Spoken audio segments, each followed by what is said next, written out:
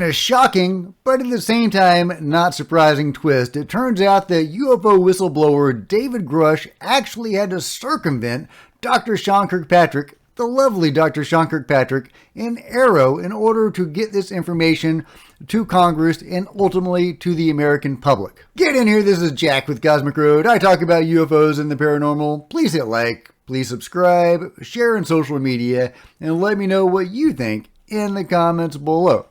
Okay, let's just go right to Ross explaining this all to us. Dr. Sean Kirkpatrick as the head of AARO, do you think Dr. Sean Kirkpatrick is the right man for the job? Look, sadly, no. I think he's displayed apprehended bias in the way he conducts himself. I don't think, on the basis of what I know, he's been as candid as he should be with the Congress about what I know he's been briefed. Even David Grusch has admitted to me that he circumvented going to AARO because he didn't trust AARO. He didn't trust Sean Kirkpatrick. He went directly to the Congress and the Inspector General. And the reason he did that was because he did not have faith that his allegations would be properly investigated. We've got a situation now where the legislation mandates that AARO should be being administered and answerable to the Secretary of Defence. Instead, it's being kept within the office of the Undersecretary of Defence Intelligence and Security, which is the very agency inside the Pentagon that Lou Elizondo and others are telling me is responsible for part of the cover-up. So why?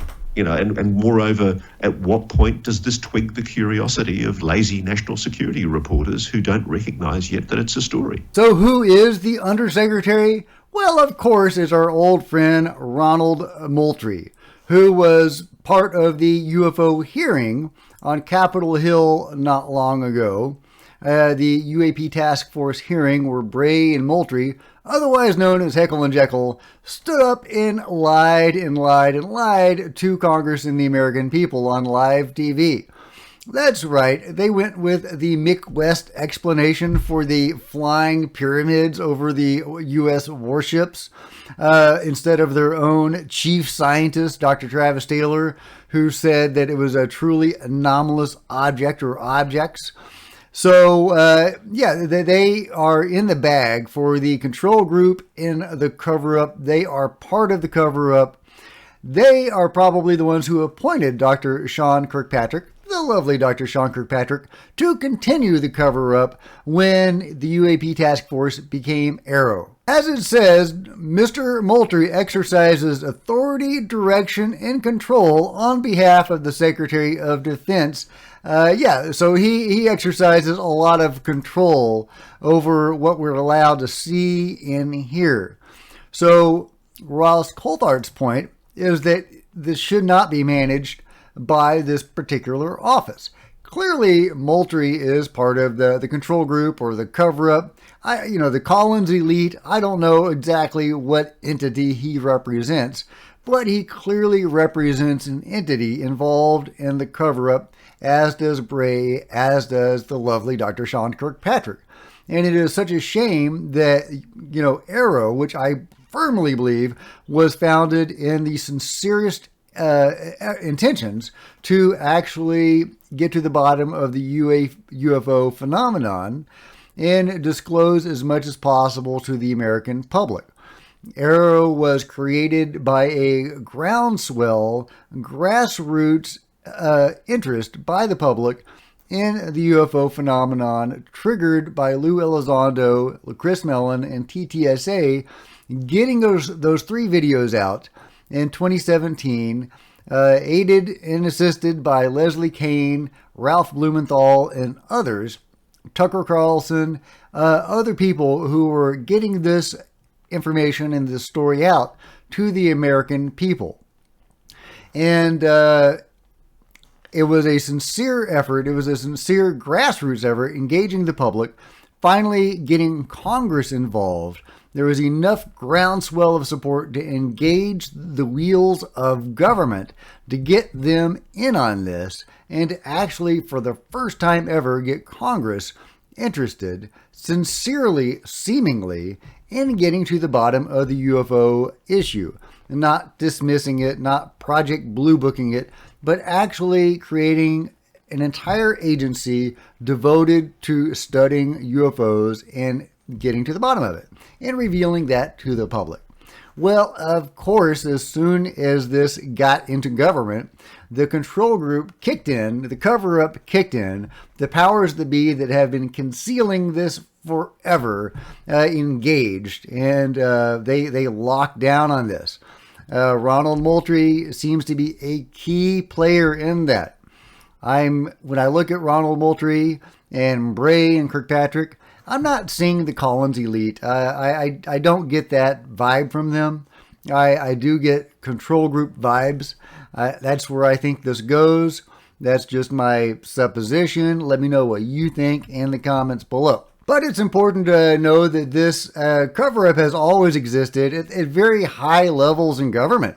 Admiral Tom Wilson couldn't get access to this stuff. Harry Reid couldn't get access to this stuff. Let's just see what Harry Reid's story was. Because he found UFO material, or what he believed was UFO material, hidden away at Lockheed Martin and tried to get access to it. So let's just go through his story again. I've talked about it before, and you may be familiar with it, but it's worth noting. Harry Reid said, and I tried to get... I was told for decades Lockheed Martin had some of these retrieved materials, and I tried to get, as I recall, a classified approval by the Pentagon to have me go look at this stuff. They would not approve that. The Pentagon would not approve that. This is not, Lockheed Martin. There's a lot of talk about how this is all in the private sector, but it's not. The government is heavily involved, heavily involved, as well as the private sector. The control group goes across. It knows no borders, no boundaries. It's its own entity. Harry Reid says they would not approve that. The Pentagon. I don't know what all the numbers were, what kind of classification it was, but they would not give that to me. He told me that the Pentagon, and this is a New York Times article, Harry Reid, told me that the Pentagon had not provided a reason. I asked if that was why he'd requested a special access program status for ATIP. He says, yeah, that's why I wanted them to have a look at it, but they wouldn't give me the clearance. A representative of Lockheed Martin declined to comment for this article. New York Times in 2020, Harry Reid said he believed that crashes of objects of unknown origin may have occurred and that retrieved materials should be studied. After looking into that, I came to the conclusion that there were reports, some were substantive, some not so substantive, that there were actual materials that the government and the private sector had in their possession. Mr. Reid said more should be made public to clarify what is known and what is not. It is extremely important that information about the discovery of physical materials or retrieved craft comes out. You go, Harry Reid. He was trying to get this stuff, and he couldn't. And I will read the correction from the New York Times. Harry Reid said he believed that crashes of objects of unknown origin may have occurred and that retrieved materials should be studied. He did not say that crashes had occurred. Well, of course not. So anyway, there you go. High-level people with a lot of juice and a lot of power, like Admiral Tom Wilson and Harry Reid, have been trying to get access to this stuff for a long time. Bill Clinton tried to get access to this stuff. They could not do it. The control group is its own thing. They are a force unto themselves. They know no law, no boundary. There's nothing seemingly that can get to them. However, now that we actually have Congress engaged in this, if we can, actually get them sincerely investigating this, as some seem to be, there's some room to doubt their intentions and their motives, but some of them do seem to be honestly engaged in this stuff. Yeah, I know I've got a fly buzzing around. Sorry. So will the power of the United States government, if properly engaged, be enough to penetrate the UFO control group? If the control group was more powerful than the U.S. government, then we're in big trouble. But that may well be the case, especially if they are working with the beings as a lot of the evidence seems to indicate. Terry Lovelace saw U.S. Marines, or I think it was Air Force people, aboard a giant UFO. They were actually serving as crew members alongside non-humans. And there are many stories like that.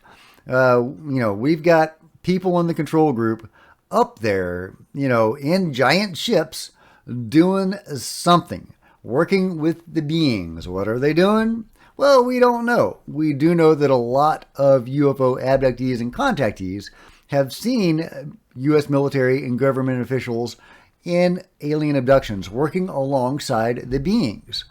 So it appears that if nothing else, they are doing that. And that is a robust, giant operation that has involved tens, potentially hundreds of millions of people, according to the best evidence available. So it's a giant operation, and we are helping them in this operation. And when I say we, I mean they, the UFO control group. So what else are they doing? Are they in space having adventures? Are they conducting trade? What are they doing? What are they doing? Are they hanging out playing the banjo in some underground city, with a bunch of Arcturians? I don't know. I don't know. Let me know what you think they're up to. But they're definitely up to something, and they have a lot of power and a lot of influence in the U.S. government, as evidenced by Bray and Moultrie and Sean Kirkpatrick, where whistleblowers actually have to go around these guys to get anything done. Fortunately, there are mechanisms for them to go around. They can go to Congress. They can go to the Senate. They can go to the House. They can even go to the public. There has been some retaliation, and we need to get to the bottom of that and prevent that. But it does appear that the UFO control group is not all powerful. Either that, or they're letting these whistleblowers speak. And that is always a possibility. There could very well be a pro-disclosure group within the UFO control group. And that is very encouraging thought to consider. What do you guys think? Is there a pro-disclosure group within the control group? I think that's entirely possible. I think a lot of these guys are probably tired of keeping this secret and want to share this with the public. But a lot of people just want to maintain the status quo, whatever that is. Working with the beings, I got nothing.